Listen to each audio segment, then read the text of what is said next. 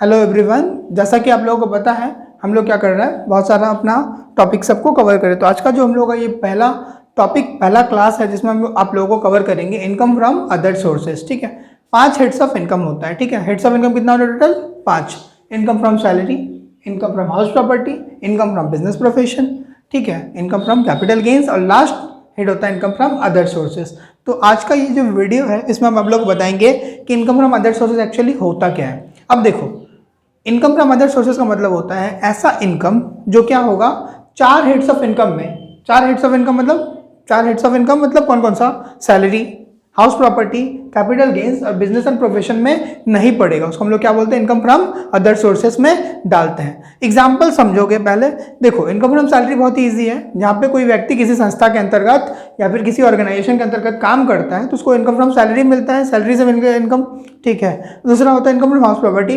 House property का हम आप लोगों को क्या कहें, वीडियो बताएं, कॉन्सेप्ट बताएं, तो उसमें समझ में आया होगा आप लोगों को। हाउस प्रॉपर्टी का इनकम, जब हम लोग को कोई भी इनकम हाउस प्रॉपर्टी से मिलता है तो उसको इनकम फ्रॉम हाउस प्रॉपर्टी बोलते हैं। Income from business and profession, जैसे कि मान लो डॉक्टर हो गया, सीए हो गया, इन लोग क्या करते हैं? प्रोफेशनल्स होते हैं। तो इन लोगों को, टीचर भी प्रोफेशनल में आता है, तो इन लोगों को क्या मिलेगा? इनकम फ्रॉम प्रोफेशन मिलता है। कोई व्यक्ति अपना बिजनेस कर रहा है तो उसको इनकम जो मिलता है उसको इनकम फ्रॉम बिजनेस बोलता है। ठीक है, और इनकम फ्रॉम कैपिटल गेन्स का मतलब होता है कोई भी इनकम जो कि कैपिटल एसेट्स को बेचने से मिलता है उसको हम लोग इनकम फ्रॉम कैपिटल गेन्स बोलते हैं। ठीक है, तो लास्ट जो बचा, इन चारों को छोड़ करके जो सारा इनकम हम लोग करते हैं वो इनकम फ्रॉम अदर सोर्सेस में आएगा। एग्जांपल समझो, मान लो आप पैसा रखे हो, ठीक है, पैसा अपने बैंक में रखे हो डिपॉजिट करके, फिक्स डिपॉजिट करके रखे हो, उससे इंटरेस्ट मिलेगा ना, तो आपका क्या होगा? इनकम फ्रॉम अदर सोर्सेस में आएगा। क्लियर?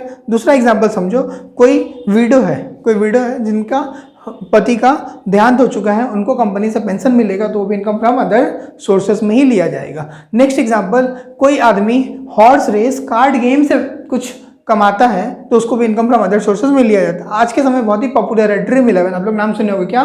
ड्रीम 11, विंजो, इन सब से भी जो लोग कमाते हैं उसको भी इनकम फ्रॉम अदर सोर्सेज के अंतर्गत ही लिया जाता है। तो इनकम फ्रॉम अदर सोर्सेज समझ में आ गया होगा ऑलमोस्ट आप लोगों को। चलिए, सबसे पहला जो काम है आप लोगों को लियो, देखो बोर्ड पे थोड़ा सा थ्योरी का पार्ट आप लोगों को दिया जाए, आप लोग क्या करो उसको देखो।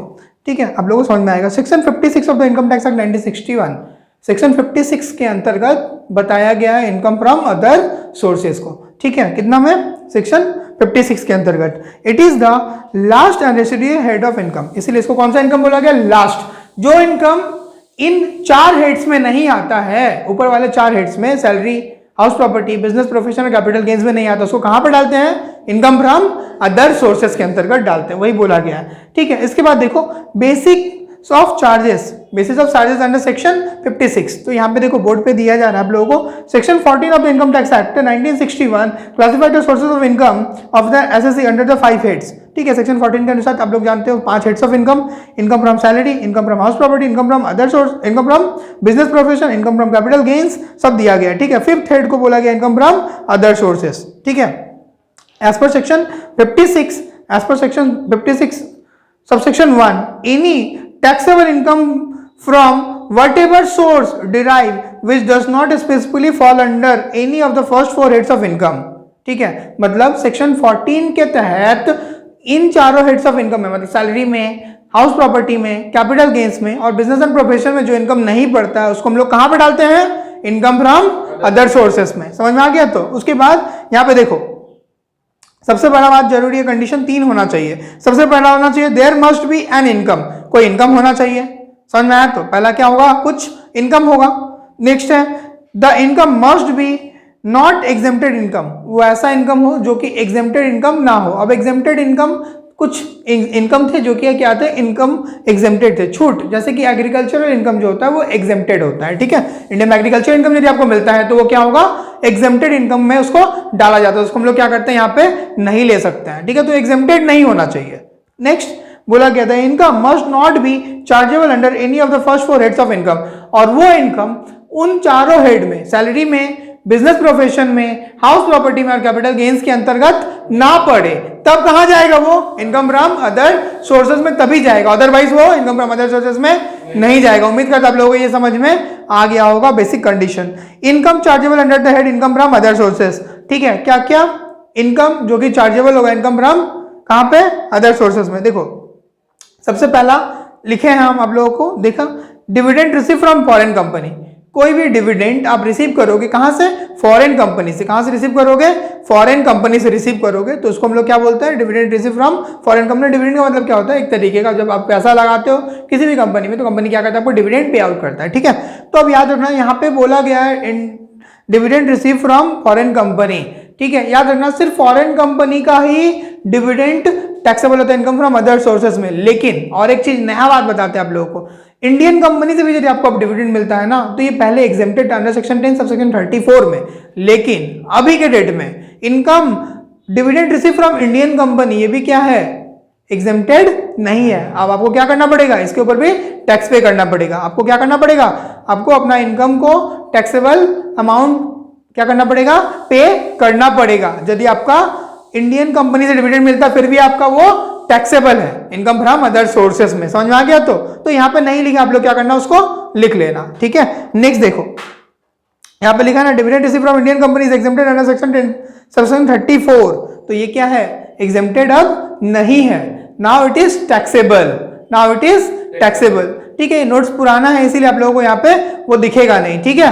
तो ये क्या है, नोट आप लोगों के लिए पुराना है इसीलिए आप लोग क्या करना है, इसको चेंज करके थोड़ा सा करेक्शन कर लेना। तो dividend receive from Indian company होगा तो भी टैक्सेबल होगा अभी। नेक्स्ट क्या है, winning from lotteries, winning from lotteries, crossword puzzle, race including horse race, card game, जो भी इनकम मिलता है उसको हम लोग इनकम फ्रॉम अदर सोर्सेज में लेते हैं। तीसरा नंबर देखो, कैजुअल इनकम। कैजुअल इनकम का मतलब ऐसा इनकम जो कभी कभी होता है। कैजुअल इनकम मतलब कैसा इनकम जो कभी कभी हो, ठीक है। तो अब जैसे कि एग्जांपल के तौर पे आप क्या कर लिए, ड्रीम 11 में मैच जीत गए या फिर लॉटरी से कुछ पैसा जीत लिए, तो सबको कैजुअल इनकम हम लोग ले लेते हैं। या फिर कोई ऐसा काम कर रहे हो, ठीक है, जो काम क्या है आपका हमेशा नहीं चलता, निरंतर नहीं चलते रहता है। अब क्या कर लिया आप लोग, किसी पर्टिकुलर समय के लिए वो काम आपका चल रहा है, उससे आप इनकम कर रहे हो, तो उसको भी हम लोग क्या इनकम में मानते हैं, इनकम फ्रॉम अदर सोर्सेज का कैजुअल इनकम में मानते हैं। नेक्स्ट देखो, any sum receive as his employees contributed towards the various staff welfare scheme, ठीक है। कोई भी इनकम मिलेगा आपको प्रोविडेंट फंड से जो कि आपका एम्प्लॉयर के द्वारा दिया जाता है, ठीक है। तो उस सबको हम लोग कहां पे डालते हैं, इनकम फ्रॉम कहां पे डालते हैं, अदर सोर्सेस में। Income by way of interest on securities,